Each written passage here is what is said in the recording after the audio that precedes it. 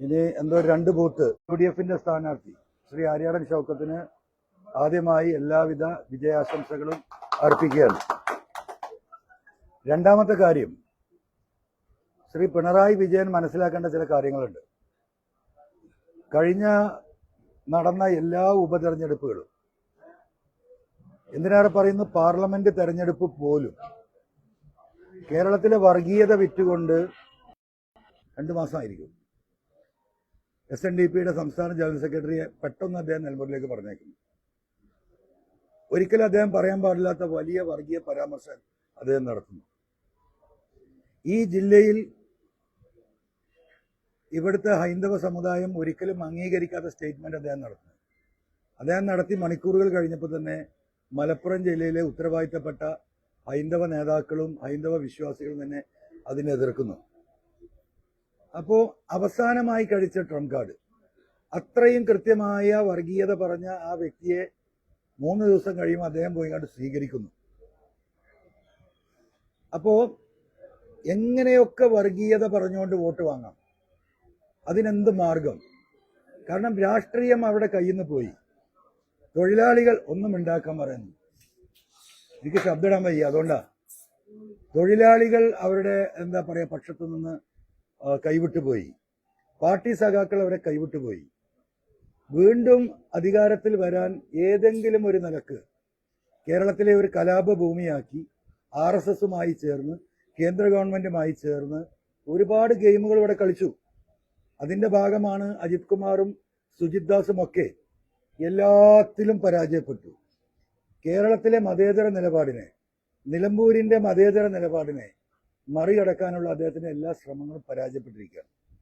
അപ്പം ആ പരാജയത്തിന്റെ ഒക്കെ അടിസ്ഥാനം പാർട്ടി സഖാക്കൾ തിരിച്ചറിയേണ്ടത്, അദ്ദേഹം നടത്തിക്കൊണ്ടിരിക്കുന്ന പിണറായിസവും മരുമോനിസവും അത് തന്നെയാണ് അടിസ്ഥാനപരമായിട്ടുള്ള വിഷയം.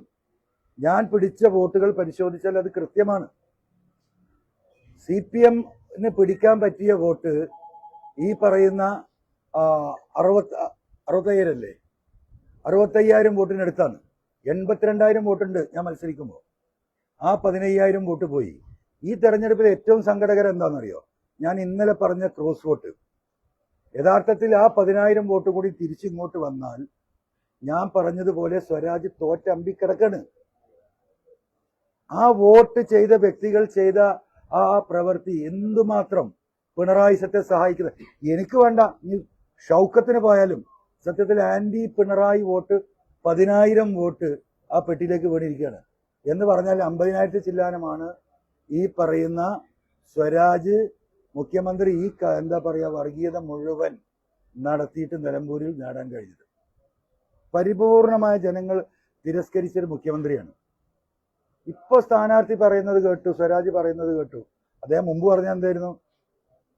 ഇത് ഗവൺമെന്റിന്റെ വിലയിരുത്തലാകുന്നു. ഇപ്പൊ അദ്ദേഹം പറയുന്നതല്ല, ഇത് ഗവൺമെന്റിന്റെ വിലയിരുത്തലല്ല. പാർട്ടി സെക്രട്ടറി പറഞ്ഞിരുന്നു ഗവൺമെന്റിന്റെ വിലയിരുത്തലാവും. ഗവൺമെന്റിന്റെ വിലയിരുത്തലാണല്ലോ, വളരെ വ്യക്തമല്ലേ?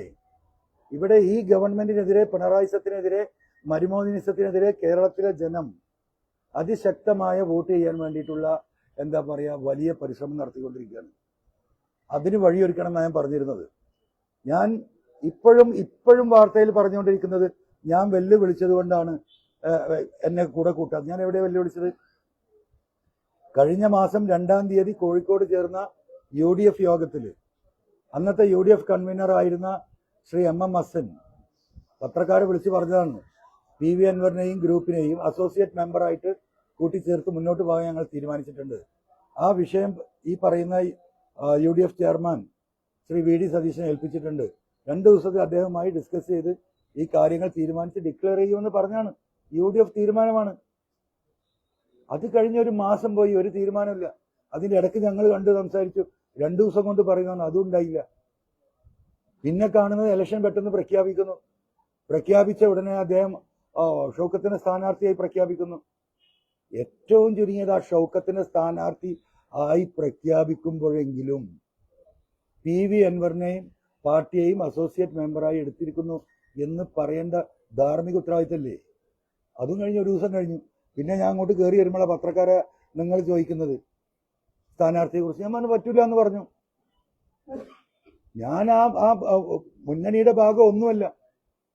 അദ്ദേഹത്തിന് പിടിക്കാവുന്ന വോട്ടിന്റെ കാര്യം എനിക്കറിയാം, അതുകൊണ്ട് തന്നെ പറ്റില്ല എന്ന് പറഞ്ഞത്.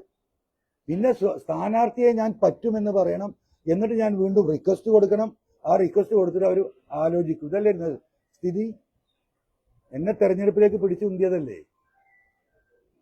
അപ്പൊ ഞാൻ എവിടെ ധിക്കാരം കാണിച്ചത്? ഞാൻ നിരുപാധിക പിന്തുണ കൊടുത്തുകൊണ്ട് അവിടെ നടന്ന UDF യോഗങ്ങൾ, മുസ്ലിം ലീഗ് അടക്കം നടത്തിയ തെരഞ്ഞെടുപ്പ് യോഗത്തിൽ ഞാൻ പ്രസംഗിച്ചതല്ലേ. ഞാൻ രാജിവെക്കുമ്പോൾ പറഞ്ഞെന്താ? പിണറായി സത്തിന്റെ അവസാനത്തെ ആണിയടിക്കും, 30,000 വോട്ടിനെങ്കിലും കുടിയേറ്റ കർഷകരോട് ജയിപ്പിക്കും. അപ്പൊ എന്താ സ്ഥിതി? അത് പബ്ലിക്കായി നിങ്ങളോട് പറയുമ്പോഴും ലീഡർഷിപ്പിനോട് ഞാൻ പറഞ്ഞില്ല, 40,000 കുറയാത്ത വോട്ടിന് നിലമ്പൂരിൽ ഞാൻ ജയിപ്പിച്ചു തരാം. അതാണ് സ്ഥിതി. ഞാൻ ഈ പറയുന്ന TMCയുടെ പിന്നിൽ നിൽക്കുന്ന 4 ആളല്ല ഇതിന്റെ പിന്നിൽ. ഞാൻ ഈ പറയുന്ന പിണറായിസും മരുമോനിസും നിങ്ങൾ ശരിക്കും മനസ്സിലാക്കിക്കോ. കേരളത്തിൽ മൊത്തം ഉണ്ടത് 15% വോട്ട് കമ്മ്യൂണിസ്റ്റ് പാർട്ടിയിൽ നിന്ന് ഇളകി നിൽക്കുകയാണ്. ആ വോട്ടിന് ഇപ്പുറത്തെത്തിച്ചെങ്കിൽ ഈ അടുത്ത ഗവൺമെന്റ് UDFന് അധികാരത്തിൽ വരാൻ പറ്റൂ. അതാണ് രാഷ്ട്രീയം. ആ രാഷ്ട്രീയമാണ് ഞാൻ പറഞ്ഞുകൊണ്ടിരിക്കുന്നത്. അതിന് നിങ്ങളൊന്നും എന്നെ കൂടെ കൂട്ടി എന്ന് പറഞ്ഞപ്പോഴാണ് ഈ രീതിയിൽ അപഹസിച്ച് തള്ളിയത്. ഇപ്പൊ എന്തായി? ഇപ്പൊ എന്റെ വോട്ടും UDFന്റെ വോട്ടും കൂടി കൂട്ടിയാൽ തന്നെ എത്രയായി? 32,000 33,000 എന്ത് വലിയ ഇമ്പാക്ട് ഉണ്ടാകുമായിരുന്നു. പ്ലസ് ഈ പോയ 10,000 വോട്ട് 42,000 ആയോ? മിനിമം എനിക്ക് 30,000 വോട്ട് എന്ന് പറഞ്ഞത് വസ്തുതയല്ലേ. ഇപ്പൊ എത്ര? 20,000 വോട്ടാണ് ഉള്ളത്. ആ 10,000 വോട്ടാണ് അങ്ങോട്ട് ക്രോസ് പോയത് എന്ന് പറഞ്ഞാൽ 50,000ത്തിന്റെ അടുത്താണ് സ്വരാജിന് യഥാർത്ഥത്തിൽ പിണറായിക്ക് ഈ മണ്ഡലത്തിൽ കിട്ടിയ വോട്ട്. ഇതൊരു വസ്തുതയാണ്. ഈ വസ്തുതകളൊന്നും കാണാതെ പിന്നെ നിങ്ങളൊരു കാര്യം മനസ്സിലാക്കണം. ഒരു ഉപതെരഞ്ഞെടുപ്പിലാണ് 20,000 വോട്ട് മലയോര കർഷകർ എനിക്ക് നൽകുന്നത്. ഈ 139 MLA-മാരും മന്ത്രിമാരും MP-മാരും വാർഡ് കയറി ബൂത്ത് സെഗ്രിഗേറ്റ് ചെയ്തിട്ട് മുസ്ലിം ലീഗ് എന്ന് പറയുന്ന പാർട്ടി അതിന്റെ എല്ലാ പരിശ്രമങ്ങളും UDFന് വേണ്ടിയിട്ട് ഉപയോഗപ്പെടുത്തി. ഇത്രയും ശക്തമായിട്ട് ഒരു കാലത്തും ലീഗ് പ്രവർത്തിച്ചിട്ടുണ്ടാവില്ല ആത്മാർത്ഥമായിട്ട്. എന്നിട്ടും പിന്നെ എങ്ങനെ എനിക്ക് ഈ 10-20,000 വോട്ട് കിട്ടുന്നത്? ഇതാ ഞാൻ പറഞ്ഞുകൊണ്ടിരിക്കുന്നത്. ഈ വിഷയത്തെ അഡ്രസ് ചെയ്യാതെ മുന്നോട്ട് പോകാൻ പറ്റില്ല. ഈ മലയോര വിഷയം 63 മണ്ഡലങ്ങളുണ്ട്, 489 പഞ്ചായത്തുണ്ട്, ഏകദേശം 1.25 കോടിയോളം വോട്ടർമാരുണ്ട്. ഈ വിഷയത്തെ അഡ്രസ് ചെയ്യണം. ഇതാ നിരന്തരമായി ഞാൻ പറഞ്ഞുകൊണ്ടിരുന്നത്. അപ്പൊ അതിനെ കൃത്യമായി അഡ്രസ് ചെയ്യുന്ന ഒരവസ്ഥയിലേക്ക് ഈ കാര്യങ്ങൾ പരിഗണിക്കപ്പെടേണ്ടതുണ്ട്. എന്നിട്ട് ഇവിടുന്ന് ഒരുമിച്ച് നിന്ന് എല്ലാവരെയും ഒരുമിച്ച് നിർത്തി ഒരു പോരാട്ടം നടത്തിയാൽ ഈ പിണറായിയെ താഴെ ഇറക്കാൻ ഒരു ബുദ്ധിമുട്ടും ഞാൻ കാണുന്നില്ല. അതിന് കൃത്യമായ രാഷ്ട്രീയ കാഴ്ചപ്പാടും അതിനുള്ള സംവിധാനങ്ങളും വേണം. ഇപ്പൊ ചേലക്കര പോയി ഞാൻ മത്സരിച്ചല്ലോ. ആ കൊട്ടം പാറന്റെ മുകളിൽ നിങ്ങളൊന്ന് ആലോചിച്ച് നോക്കൂ. 4,000 വോട്ടിന് കിട്ടിയില്ലേ? എങ്ങനെയാ 4,000 വോട്ട് കിട്ടിയേ? അന്ന് ഞങ്ങൾ DMK ആണ്, ഒരു സോഷ്യൽ മൂവ്മെന്റാ. ആരാ വോട്ട് ചെയ്തത്? 39,600 വോട്ടിന് ലീഡുണ്ടായിരുന്നു രാധാകൃഷ്ണൻ ആ മണ്ഡലത്തില്. ആ സാധനം 12,000ത്തേക്ക് ഇറങ്ങിയത് എങ്ങനെയാ? 33 വണ്ടിയാണ് അവിടെ അനൗൺസ് ചെയ്തത് 23 ദിവസം. വെറും പിണറായിസം. അതിലെ വലിയൊരു വിഭാഗം വോട്ട് ഞങ്ങൾക്ക് ചെയ്തിട്ട് ഞങ്ങൾ ജയിക്കാൻ കഴിയില്ല. അത്രയും സ്ട്രോങ് ആന്റി പിണറായി വോട്ടാണ് ഞങ്ങൾക്ക് കിട്ടിയ 4,000. മറ്റ് ഞങ്ങൾ നടത്തിയ പ്രചരണത്തിന്റെ ഭാഗമായി കിട്ടിയ വോട്ട് മുഴുവൻ ഈ പറഞ്ഞ പിണറായി UDF സ്ഥാനാർത്ഥിക്കാണ്. 12,600ലേക്ക് ചുരുങ്ങി 39,600. ഒരു എന്താ പറയാ, എന്തെങ്കിലും ഒരു നന്ദി നമ്മളോട് കാണിച്ചോ? പാലക്കാട് തെരഞ്ഞെടുപ്പ് അതേ ഘട്ടത്തിലാണ്. അവിടെ BJP അധികാരത്തിൽ വരുന്നതിന് നമ്മൾ പിന്തുണ കൊടുക്കാണ്ട് കൊടുത്തു. നമ്മളെ സ്ഥാനാർത്ഥിയെ പിൻവലിപ്പിച്ചു. മിൻഹാജ് അവിടുത്തെ റാവുത്തർ ഫാമിലിയാണ്. കേരളത്തിൽ റാവുത്തർ ഫാമിലിയുള്ള ആളുകളുള്ള ഏറ്റവും കൂടുതൽ ആളുകളുള്ള സ്ഥലം പാലക്കാട് ടൗണാണ്. 10-12,000 വോട്ടർമാരുണ്ട്. അവര് N ബ്ലോക്കായിട്ട് അവർ UDFന് വോട്ട് ചെയ്തു. 3,000 വോട്ടിൽ നിന്ന് 17,000ക്കായി. ആരും അംഗീകരിച്ചിട്ടില്ലല്ലോ. ആ മിൻഹാജിനെ ഒന്ന് കൂടെ കൂട്ടണമെന്ന് മാത്രമേ ഞാൻ പറഞ്ഞിരുന്നത്. തെരഞ്ഞെടുപ്പിൽ കൂടെ കൂട്ടിയില്ലെന്ന് മാത്രമല്ല, തെരഞ്ഞെടുപ്പിന്റെ അന്ന് വോട്ടിംഗ് കേന്ദ്രങ്ങളിൽ മുനിസിപ്പാലിറ്റിയിലെ മുഴുവൻ ബൂത്തുകളിലെ UDFന്റെ ബൂത്തുകൾക്ക് ഭക്ഷണം കൊണ്ടുപോയി കൊടുത്തത് ഈ മിൻഹാജ. അത് കഴിഞ്ഞിട്ട് ഒരു വാക്ക് പോലും നന്ദി കൂടിയും പറഞ്ഞില്ല. അവസാനം മിൻഹാജ് എന്നോട് പറഞ്ഞു, അൻവർക്ക ഞാനില്ലട്ടോ എന്ന് പറഞ്ഞിട്ട് രാജിവെച്ച് പോയി CPM ചേർന്നു. ഇത് കഴിഞ്ഞ് ഈ കാര്യങ്ങൾ മുഴുവൻ ഞാൻ പറഞ്ഞു. ഈ വയനാട്ടിലെ പഞ്ചായത്ത്, പനമരം പഞ്ചായത്ത് ഞാൻ പിടിച്ചു കൊടുത്തു. നിലമ്പൂരില് ചുങ്കത്തറ പഞ്ചായത്ത് പിടിച്ചു കൊടുത്തു. ഈ ഒരു ചെറിയ കാലം കൊണ്ട് എന്തെല്ലാം ഇടപെടലുകൾ നടത്തി. എന്നിട്ട് പുറങ്കാലി കൊണ്ട് ചവിട്ടുക. പുറങ്കാലി കൊണ്ട് ചവിട്ടിയാൽ എന്താവും?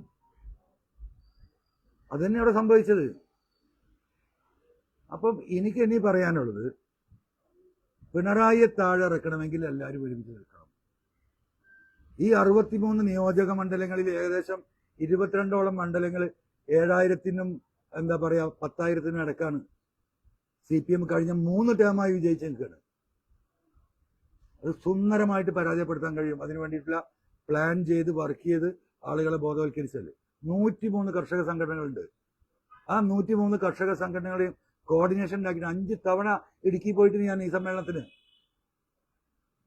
ഇതൊന്നും ഉപയോഗപ്പെടുത്തണ്ട എന്നാണ് തീരുമാനിക്കുന്നതെങ്കിൽ നിവൃത്തിയൊന്നുമില്ല. ഞങ്ങൾ ഞങ്ങളുടെ രാഷ്ട്രീയമായിട്ട് മുന്നോട്ട് പോകും. അതിൽ വേറൊരു മാർഗം ഞങ്ങളെ സംബന്ധിച്ചിട്ടില്ല. അപ്പം ഒരു കൃത്യമായ ധാരണ വേണം. ഞാൻ ഈ വിഷയത്തിൽ പഠിച്ച കുറച്ച് കാര്യങ്ങൾ, UDF ഏറ്റെടുക്കേണ്ട ചില സംഗതികൾ, അത് പ്രധാനമായിട്ടുള്ള ചില കാര്യങ്ങൾ ഇവിടെ നിങ്ങളെ മുന്നിൽ പങ്കുവെക്കുകയാണ്.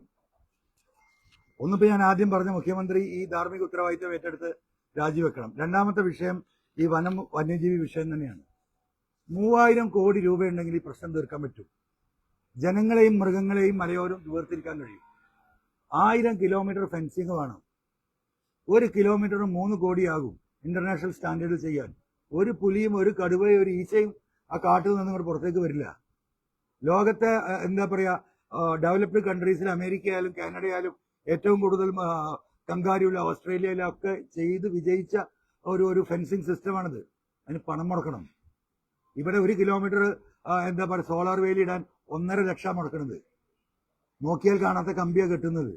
അതിന് പകരം ഒരു 3000 കോടി രൂപ ഈ വിഷയത്തിൽ UDF അധികാരത്തിൽ വരികയാണെങ്കിൽ 1ാം ഘട്ടത്തിൽ കേരളത്തിലെ ജനങ്ങളുടെ ഈ പ്രശ്നം തീർത്തു കൊടുക്കുമെന്ന് അവർ പ്രകടന പത്രികയിൽ കൃത്യമായി പറയണം. അതാണ് ഞങ്ങൾക്ക് ഒരു ഡിമാൻഡ്. പിന്നെ മരണം 10 ലക്ഷം ഇപ്പൊ കൊടുക്കുന്നത്, ഏറ്റവും മിനിമം ഒരു 50 ലക്ഷമാക്കി അത് ഉയർത്തണം. പരിക്ക് പറ്റിയവർക്ക് 2 ലക്ഷം 50,000 കൊടുക്കുന്നത്, അതിനെ കൊടുക്കുന്നില്ല. അത് പരിക്ക് പറ്റിയത് 10 ലക്ഷമായി ഉയർത്തണം. അതുപോലെ കൃഷിനാശം 5 പൈസ, അതായത് ഒരു വാഴ ഒരു 250 രൂപ 300 രൂപയാണ് ഒരു നീന്ത്ര വാഴ നനച്ചുണ്ടാക്കാനുള്ള ചെലവ്. അത് പോയ 50 രൂപ കൊടുക്കുന്നത്. അത് 10 ഇരട്ടിയെങ്കിലും വർദ്ധിപ്പിക്കണം. കാർഷിക വിളനാശം മൃഗങ്ങൾ ഉണ്ടാക്കുന്നതിന് 10 ഇരട്ടിയെങ്കിലും വർദ്ധിക്കണം. ചെയ്യാൻ കഴിയുന്ന കാര്യമാണ്. UDFന് ചെയ്യാൻ കഴിയാത്ത ഒരു കാര്യങ്ങളും ഒരു ഡിമാൻഡ് നമ്മൾ മുന്നിൽ വെക്കുന്നില്ല. അതുപോലെ തന്നെ കടലോരം CRZ മേഖലയിൽ നിരവധിയായ വിഷയങ്ങളുണ്ട്. കേരളത്തിൽ നമുക്ക് 570 കിലോമീറ്റർ കടലോരാണ്. ഈ പറയുന്ന മത്സ്യത്തൊഴിലാളികളാണ് ജീവിക്കുന്നത്. CRZ കോസ്റ്റൽ റെഗുലേഷൻ സോൺ നിയമങ്ങൾ മനുഷ്യനെ അങ്ങേയറ്റം പ്രയാസത്തിലാക്കുന്നുണ്ട്. ലോകത്തെവിടെയില്ല. ലോകത്തെ ഡെവലപ്ഡ് രാജ്യങ്ങളിലൊക്കെ കടലിലാണ് ബിൽഡിംഗ് ഉണ്ടാക്കുന്നത്. നിങ്ങൾ ദുബായി പോയാലും അമേരിക്ക പോയാലും കടൽ തൂർത്ത് ബിൽഡിംഗ് ഉണ്ടാക്കുമ്പോൾ ഇന്ത്യ രാജ്യത്ത് കടൽക്കരയിൽ പോലും, പ്രത്യേകിച്ച് കേരളത്തിൽ, അവിടെ 5 സെന്റിൽ ഒരു വീട് വെക്കാൻ പോലും പറ്റില്ല. ലോകത്ത് എവിടെ ഇല്ലാത്ത നിയമങ്ങളാ, ഒരു സ്ഥലത്തും ഇല്ലാത്ത. ആ നിയമങ്ങളിലെ ഭേദഗതി വേണം. അതിന് നിലപാട് സ്വീകരിക്കണം. പിന്നെ വരുന്ന ഏറ്റവും വലിയ പ്രശ്നം മലപ്പുറം ജില്ല നേരിടുന്ന പ്രശ്നമാണ്. മലപ്പുറം കോഴിക്കോട് ജില്ല, ഇവിടെ ഏകദേശം 60 ലക്ഷം ജനങ്ങളുണ്ട്. 16 നിയോജക മണ്ഡലമുണ്ട്. തൊട്ടടുത്ത വയനാട് 12 ലക്ഷം ജനങ്ങളാണുള്ളത്, അതൊരു ജില്ലയാണ്. പത്തനംതിട്ട 15 ലക്ഷം 16 ലക്ഷം ജന, അതൊരു ജില്ലയാണ്. ഇടുക്കി ഇതേപോലെ 17 ലക്ഷം. ഇവിടെയൊക്കെ ഒരു കലക്ടറേ ഉള്ളൂ. നമ്മൾക്കും ഈ 16 ലക്ഷം 40 60 ലക്ഷം ആളുകൾക്കും ഒരു കലക്ടറാണ്, ഒരു മെഡിക്കൽ കോളേജാണ്, ഒരു ഗവൺമെന്റ് അതിന് ആനുപാതികമായിട്ടുള്ള, ജില്ലക്ക് ആനുപാതികമായിട്ടുള്ള കെട്ടിടങ്ങളും സ്കൂളുകളുമാണ് കിട്ടുന്നത്, ആശുപത്രികള്. ഒരു നീതിയില്ല. കേന്ദ്രത്തിന്റെ എല്ലാ ഫണ്ടും ജില്ലാടിസ്ഥാനത്തിലാണ്. അപ്പം 10-11 ലക്ഷമുള്ള വയനാട്ടുകാർക്ക് കിട്ടുന്നതും ഒരേ ഫണ്ട്, 60 ലക്ഷമുള്ള മലപ്പുറത്തെ മലയോര ജനങ്ങൾക്കും കിട്ടുന്നത് ഒരേ ഫണ്ട്. ഇവിടെ സ്കൂളിൽ സീറ്റില്ല. 10ാം ക്ലാസ് പാസ്സായ കുട്ടികൾ എങ്ങോട്ട് പോകണമെന്ന് അറിയില്ല. തിരുവനന്തപുരത്ത് 12 കുട്ടികൾ ഒരു ക്ലാസ് പഠിക്കുമ്പോൾ +1 ഇവിടെ 90 കുട്ടികൾ അട്ടിക്കിട്ടിട്ട് മൈക്ക് വെച്ചിട്ട് ക്ലാസ് എടുക്കുക. ഇത് അങ്ങേയറ്റത്തെ അനീതിയാണ്. അതുകൊണ്ട് ഒരു മലയോര ജില്ല വേണം. ഈ പറയുന്ന കോഴിക്കോട് ജില്ലയിലെ തിരുവമ്പാടി, ഏറനാട്, നിലമ്പൂര്, വണ്ടൂര്, പെരിന്തൽമണ്ണ, മങ്കട, മഞ്ചേരി, ഈ 7 ജില്ലകൾ, 7 നിയോജക മണ്ഡലങ്ങൾ ചേർത്തുകൊണ്ട് ഞങ്ങൾക്കൊരു മലയോര ജില്ല രൂപീകരിക്കണം. തീരുമാനമെടുക്കാം. UDF എന്താ തീരുമാനമെടുക്കാൻ പ്രയാസം? നീതി വേണ്ട ഈ മനുഷ്യർക്കും. ഇതിൽ ഭൂരിഭാഗം വരുന്നതും ഈ പറയുന്ന എന്താ പറയാ മലയോര മേഖലയാണ്. ഈ 7 മണ്ഡലത്തില് 5 വരുന്നത് ഈ വന്യമൃഗ പ്രശ്നങ്ങളും മറ്റുള്ള ഈ മലയോര മേഖലയാണ്. ഇവിടെ ഒരു ജില്ല രൂപീകരിക്കാനുള്ള ഒരു തീരുമാനം UDF നേതൃത്വം എടുക്കണം. ഞങ്ങൾ TMCയുടെ ഡിമാൻഡ് വെക്കാണ്. പിന്നെ മറ്റൊരു വിഷയം, ഈ പോത്തുകല്ല് മുണ്ടേരി ചൂരൽമല റോഡ്, ഇപ്പം മുടങ്ങിക്കിടക്കുന്ന മലയോര ഹൈവേ, പോത്തുകല്ല് മുണ്ടേരിയിൽ നിന്ന് 14 കിലോമീറ്റർ കയറിയാൽ ഈ പറയുന്ന വയനാട്ടിലെത്തും. അവിടെ പോയിട്ട് 8,000-10,000 കോടി ഉണ്ടാക്കി തുരങ്കുണ്ടാക്കേണ്ട ആവശ്യമൊന്നുമില്ല. അത് മരുമോന്റെ കൊള്ളയടിയാണ്. കാരണം വിദേശ ഏജൻസികളാണ് അതിന് വരിക. ആ കമ്മീഷൻ ദുബായിലോ അമേരിക്കയിലോ കിട്ടും. വെറും 10, 200, 300 കോടി ഉണ്ടെങ്കിൽ പ്രശ്നം പരിഹരിക്കാൻ കഴിയും. വെറും 16 കിലോമീറ്റർ കൊണ്ട് മുണ്ടേരിയിൽ നിന്ന് മേപ്പാടിയിലെത്താം. നമ്മൾ കൊടുത്ത പ്രപ്പോസൽ മുറിച്ചിട്ടതാണ് ഈ പറയുന്ന മരുമോഹൻ PWD മന്ത്രി. ആ വിഷയം UDF ഏറ്റെടുക്കണം. നിലമ്പൂരിന്റെ പ്രധാന വിഷയമാണ്. പിന്നെ ഇവിടെ ജനങ്ങൾ നേരിടുന്ന മറ്റൊരു വലിയ വിഷയം PSC മെമ്പർമാരുടെയാണ്. നമ്മളെ തൊട്ടടുത്ത സംസ്ഥാനങ്ങളിൽ 5 6 PSC മെമ്പർമാരില്. 7 കോടി ജനമുള്ള തമിഴ്നാട്ടിൽ 5 പേരാണ് PSC മെമ്പർമാര്. ഏകദേശം 8 കോടി ജനമുള്ള കർണാടകയിൽ 6 പേരാണ് PSC മെമ്പർമാര്. വെറും 3.5 കോടി ജനമുള്ള കേരളത്തില് 21 PSC മെമ്പർമാരാ. അവിടെയൊക്കെ 1 ലക്ഷത്തിന് താഴെ ശമ്പളം. ഇവിടെ 2.5 ലക്ഷം ഉണ്ടായത് 4.5 ലക്ഷമാക്കി ഉയർത്തി. PSC മെമ്പർമാരുടെ എണ്ണം ആനുപാതികമായി കുറക്കണം. കൊള്ളയടിയാണ്. അവർക്ക് ഇപ്പൊ നൽകിക്കൊണ്ടിരിക്കുന്ന പെൻഷൻ സ്കീം നിർത്തലാക്കണം. എന്തിനാ കൊടുക്കുന്നത്? 5 കൊല്ലം വർക്ക് ചെയ്തിട്ട് 5 കൊല്ലം വർക്ക് ചെയ്തിട്ട് ഒരൊറ്റ PSC നിയമനം ഇവിടെ ഇല്ല. PSC മെമ്പർമാരുടെ എണ്ണം വെട്ടിച്ചുരുക്കുന്നതോടൊപ്പം, അവരുടെ ശമ്പളം വെട്ടിക്കുറക്കുന്നതോടൊപ്പം, അവരുടെ എന്താ പറയാ പെൻഷൻ എടുത്തു കളയുന്നതോടൊപ്പം ഇവിടെ ഉദ്യോഗാർത്ഥികളായ PSCയിലെ റാങ്ക് ലിസ്റ്റിലുള്ള മുഴുവൻ ചെറുപ്പക്കാർക്കും ചെറുപ്പക്കാരികൾക്കും ഇവിടെ നിയമനം കൊടുക്കണം. നിയമന നിരോധന. ഇവിടെ ആകെ നിയമനം ഉള്ളത് PSC മെമ്പർമാർക്കാണ്. എന്നിട്ട് അവരെ വെച്ചുകൊണ്ട് താൽക്കാലിക നിയമനം. അത് പൂർണ്ണമായും തടയണം. ജനങ്ങളോട് നീതി പുലർത്തണം. ഇതൊക്കെ പ്രകടന പത്രികയിൽ കാണിക്കണം. ജനങ്ങൾക്ക് അതിന്റെ വാക്ക് കൊടുക്കണം. UDF നേതൃത്വത്തിൽ ചർച്ച ചെയ്യണം.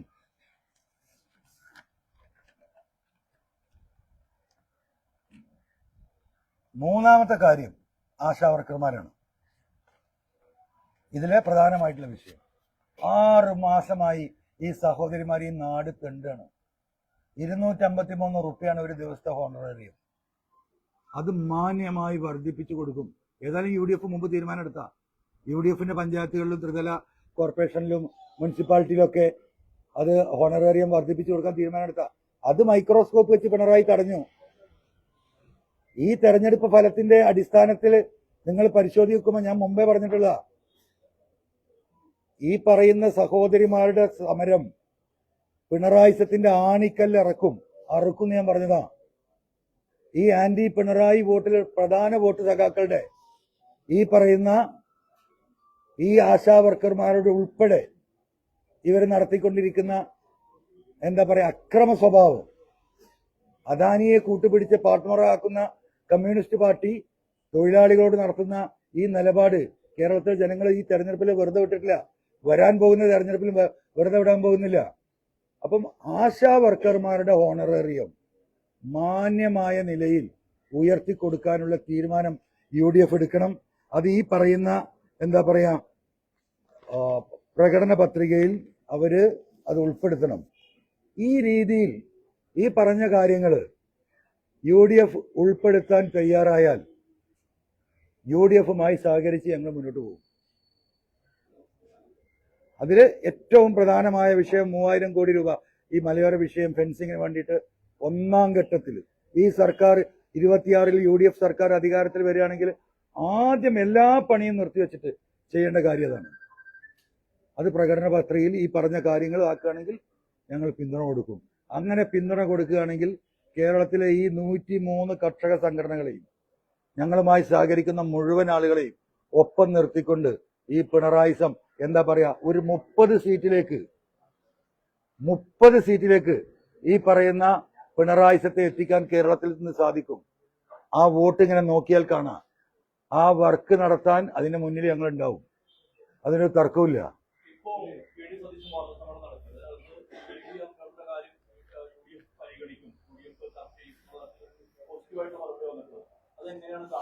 അല്ല, ഞാൻ ഇപ്പൊ പറഞ്ഞല്ലോ, എനിക്ക് അദ്ദേഹത്തോട് ഒരു വ്യക്തിപരമായ വിരോധമില്ല. അദ്ദേഹത്തിന് വന്ന ഒരു വീഴ്ച അത് എന്നെ അപമാനപ്പെടുത്തുന്നതിന് സമാനമായിരുന്നു. ആ വിഷയം തീർന്നുണ്ടെങ്കിൽ തീർന്നല്ലോ. ഷൗക്കത്തിന് വിജയാശംസകൾ ഞാൻ നേർന്നല്ലോ. ഞാൻ ഇന്നലെ ചോദിക്കുമ്പോൾ നിങ്ങൾ ആര് ജയിക്കണം എന്ന് ചോദിച്ചപ്പോ എന്താ പറഞ്ഞത്? അവിടെ ജയിക്കേണ്ടത് ആന്റി പിണറായിസാണ്. അതിലൊന്നും ഒരു തർക്കമില്ല. ഇപ്പൊ സ്വരാജ് പത്രസമ്മേളനം നടത്തിക്കൊണ്ട് എന്താ പറഞ്ഞുകൊണ്ടിരിക്കുന്നത്? നിങ്ങളിപ്പോ ഇതെടുത്തല്ലോ, ഭരണവിരുദ്ധ വികാരമല്ല എന്ന് അദ്ദേഹം സ്ഥാപിക്കുന്നത് എങ്ങനെയാണ്? ഞങ്ങൾ 1600 രൂപ അവിടെ ശമ്പളമാക്കി, പെൻഷനാക്കി. അത് ശരിയല്ലാന്നോ നിങ്ങൾ പറയുന്നത്? ഞങ്ങൾ ലക്ഷക്കണക്കിന് വീട് ഇവർക്ക് ഉണ്ടാക്കി കൊടുത്തു, അത് ശരിയല്ല എന്നാണോ പറയുന്നത്? അപ്പൊ എന്താണ് ശരിയില്ലായ്മ? പക്ഷെ അദ്ദേഹത്തിന് ഇപ്പോഴും മനസ്സിലായിട്ടില്ല. ശരിയില്ലായ്മ എന്ന് പറയുന്നത് ഇവിടുത്തെ കുടുംബാധിപത്യമാണ്, പിണറായിന്റെ കുടുംബാധിപത്യമാണ്, മരുമോനിസാണ്. 6 വരി പാത 12 വരിയാക്കാൻ എന്താ പറയാ മരുമകൻ നടത്തിയ ജിമ്മിക്ക് നമ്മൾ കണ്ടതാണ്. എത്ര കോടികളാണ് അടിച്ചു മാറ്റിയത്. ഇവിടുത്തെ വിഷയം SFIO ആണ്. ഒരു പണിയെടുക്കാതെ ശമ്പളവും കമ്മീഷനും പറ്റുന്ന മുഖ്യമന്ത്രിയുടെ കുടുംബം തന്നെയാ ഇവിടെ പ്രശ്നം. എന്താ സ്വരാജിന് മനസ്സിലാവാത്തത്? എല്ലാ വർഷവും 2500 പെൻഷനിൽ എത്തിക്കുന്നവരാണ് 100 റുപ്യ കൂട്ടി 2500 എത്തുന്ന സമയത്താ 1600 കൊടുക്കുന്നത്. എങ്ങനെയാ കൊടുക്കുന്നത്?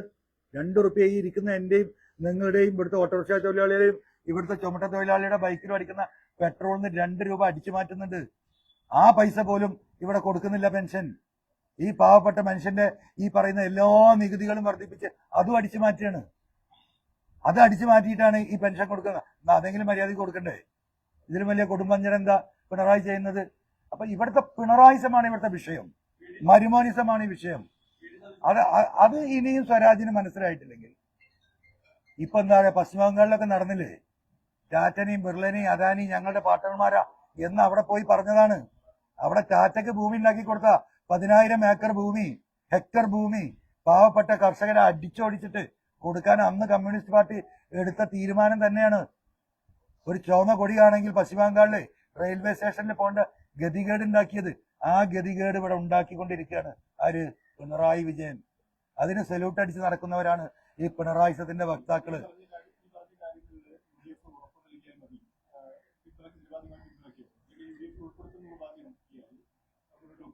ഈ വിഷയങ്ങൾ ഓക്കെ ആണെങ്കിൽ അടുത്ത വിഷയം സംസാരിക്കും.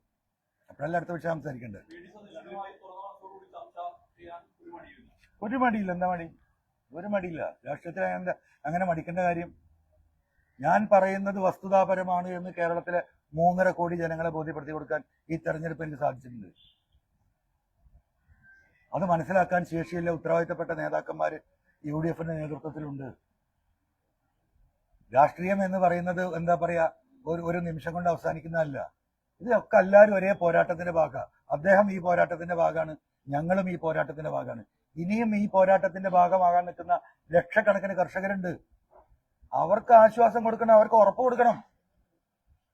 ഈ മലയോര മേഖലയിൽ 63 സീറ്റും ജയിപ്പിച്ച് ഞാൻ കൊടുക്കാം ഈ 3000 കോടി വെക്കുകയാണെങ്കിൽ. 63 സീറ്റ്. അതിൽ ഈ പറയുന്ന 10, 12, 13 സീറ്റാണുള്ളത് ഇപ്പൊ UDFന്റെ കയ്യില്. അതാണ് രാഷ്ട്രീയം. അതിനു വേണ്ടിയിട്ടുള്ള തീരുമാനം എടുക്കട്ടെ. ആ തീരുമാനത്തോടൊപ്പം നമ്മളുണ്ടാവും. എന്ത് ത്യാഗം സഹിച്ചിട്ട്. ഒരു കാര്യം കൂടി പറയാം, അങ്ങനെ നല്ലൊരു തീരുമാനത്തിലേക്ക്, മാന്യമായ റെക്കമെൻഡേഷനിലേക്ക് ഞങ്ങൾ വരികയാണെങ്കിൽ മരുമോനിസത്തിന്റെ വേരറക്കാൻ എനിക്ക് ആയുസുണ്ടെങ്കിൽ കേട്ടോ, ഈ 2026 മെയിൽ നടക്കുന്ന തെരഞ്ഞെടുപ്പിൽ ബേപ്പൂരിൽ ഞാൻ മത്സരിക്കും. മനസ്സിലായോ? ബേപ്പൂരിൽ TV അൻവർ മത്സരിക്കും. പിണറായിസത്തിന്റെ മരുമോനിസത്തിന്റെ വേര് ഞാൻ ഇറക്കും ജനങ്ങളെ കൂട്ടി. അവരാലോചിക്കട്ടെ. വെല്ലുവിളിയാ. അവിടെ വരട്ടെ മരുവനും അമ്മായിയപ്പനും കൂട്ടും കുടുംബവും. സഖാക്കളോട് ഞാൻ സംസാരിക്കും. ആ സഖാക്കൾ അനുഭവിച്ചുകൊണ്ടിരിക്കുക. ആ പാവപ്പെട്ട തൊഴിലാളികൾ അനുഭവിച്ചുകൊണ്ടിരിക്കുക. 2 മിനിറ്റ് റീലിന് 10 ലക്ഷം.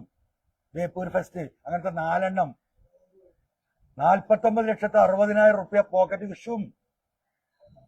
മനസ്സിലായോ? അങ്ങനത്തെ എത്ര റീല്. ആന ചവിട്ടി കൊണ്ടാലും മൂപ്പര് കൊടുക്കും 10 ലക്ഷം. എന്തൊരു തൊഴിലാളി പാർട്ടി, എന്തൊരു തൊഴിലാളി സ്നേഹം, കവിഞ്ഞൊഴുകല്ലേ തൊഴിലാളി സ്നേഹം. ഇതൊക്കെ സ്വരാജിനോട് ഞാൻ പറഞ്ഞത്. അവരൊക്കെ അത് തിരുത്തേണ്ടത്. ഈ പിണറായിസത്തിന് വാഴ്ത്തുപാട്ടല്ല പാടേണ്ടത്. ആ പാർട്ടിയെയും ആ സഖാക്കളെയും ഞെക്കിക്കൊന്ന് പിഴിയുകയാണ്. കണ്ണൂർ ജില്ല അടക്കമുള്ള സഖാക്കളുടെ മാനസികാവസ്ഥ എനിക്കറിയാം. എന്നെ കോണ്ടാക്ട് ചെയ്യുന്നുണ്ട് നൂറുകണക്കിന് സഖാക്കൾ സംസ്ഥാനത്തിന്റെ പല ഭാഗത്തുനിന്നും. വിടരുത് നിങ്ങള്, ഞങ്ങൾ കൂടെ ഉണ്ട്, ഞങ്ങൾക്ക് പുറത്തിറങ്ങാൻ കഴിയില്ല. ഇപ്പൊ പ്രചരണം തുടങ്ങിയപ്പോ നിങ്ങൾ വോട്ട് തുടങ്ങിയപ്പോ നിങ്ങൾ എന്താ പറഞ്ഞത്? UDF വോട്ട് പിടിക്കുന്നത്. എവിടെ UDF വോട്ട് പിടിച്ചത്? എവിടെ പിടിച്ചത്? ആ ക്രോസ് വോട്ട് കൂടി പോയിട്ടില്ലെങ്കിൽ 45,000 വോട്ടിലേക്ക് കൂപ്പൂത്തുവൻ. അതാണ് കേരളത്തിലെ യഥാർത്ഥ നിജസ്ഥിതി. CPM-ലെ സഖാക്കൾ, യഥാർത്ഥ സഖാക്കൾ വിങ്ങി പൊട്ടി നിൽക്കുകയാണ്. ഒരു മരുമകനെ കൊടുത്തിട്ട് സകലം വെട്ടിനിരത്തി സകല ജയരാജന്മാരെയും സൈഡ് ലൈൻ ചെയ്ത് ആര് ബാക്കിയുണ്ട് ആ പാർട്ടിയിൽ? ആര് ബാക്കിയുണ്ട്? ഒന്നാം ഘട്ടം മന്ത്രിയാക്കാൻ വേണ്ടിയിട്ട് 2ാം ടേം മന്ത്രിസ്ഥാനം എല്ലാം പറഞ്ഞിട്ട് സകല എണ്ണത്തിനെയും ടീച്ചറെയും തോമസ് ഐസക്കിനെയും സുധാകരനെയും ഒക്കെ ആദ്യം തന്നെ സൈഡാക്കി. അത് തുടങ്ങുമ്പോൾ ഞാൻ എനിക്ക് എന്താ പറയാ അടുപ്പുള്ള സഖാക്കളോട് പറഞ്ഞു, തെരഞ്ഞെടുപ്പ് കഴിയുന്നതിന് നോക്കിക്കട്ടോ ഈ വെട്ടിങ്ങനെ നടക്കുന്നു. ഇപ്പൊ ഏതെങ്കിലും ജയരാജന്മാരുണ്ട് കേൾക്കുന്നത് നിങ്ങൾ? ഇപ്പൊ മൂപ്പര സെക്രട്ടറി ആയിട്ടുള്ള ഒരാളെ പിടിച്ചിട്ട് അവിടെ സെക്രട്ടറി ആക്കി, അവിടെ പാർട്ടിയുടെ ജില്ലാ സെക്രട്ടറി. കോഴിക്കോട് മോഹന മാഷ് എന്തുമാത്രം പിണറായിക്കും വേണ്ടിയിട്ട് കഠിനാധ്വാനം നടത്തിയതാ.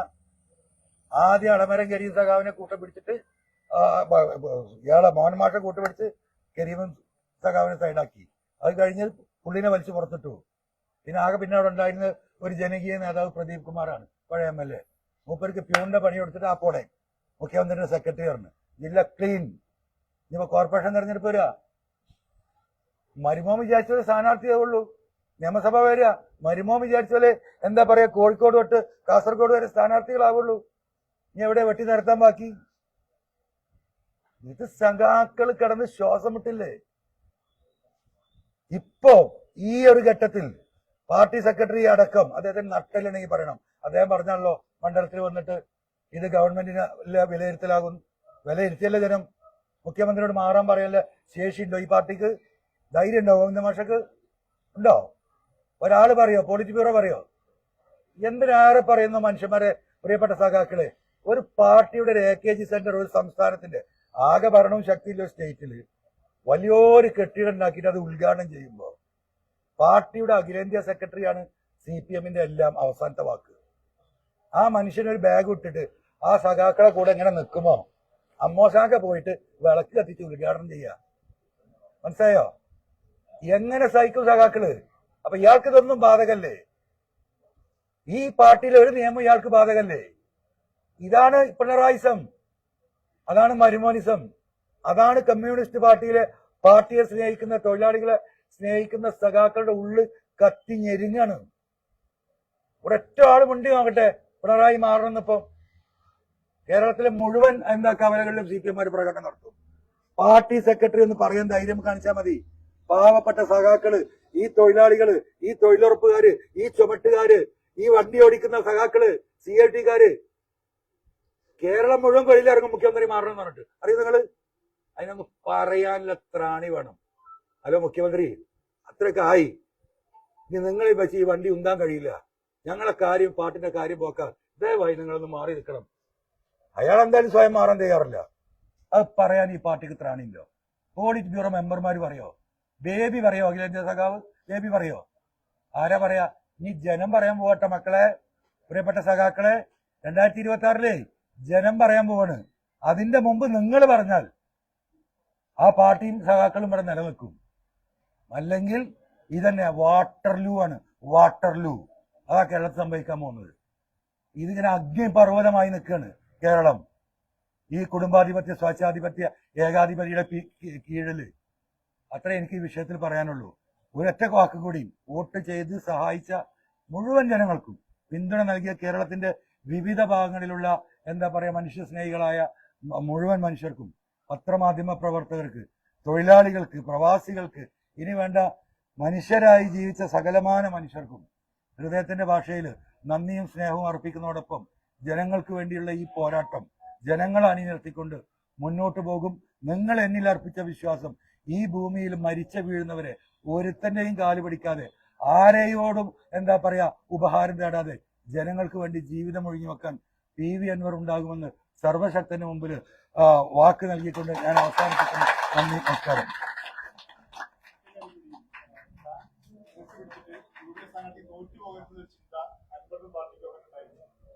അത് നമുക്ക് സൗകര്യം പറയാം.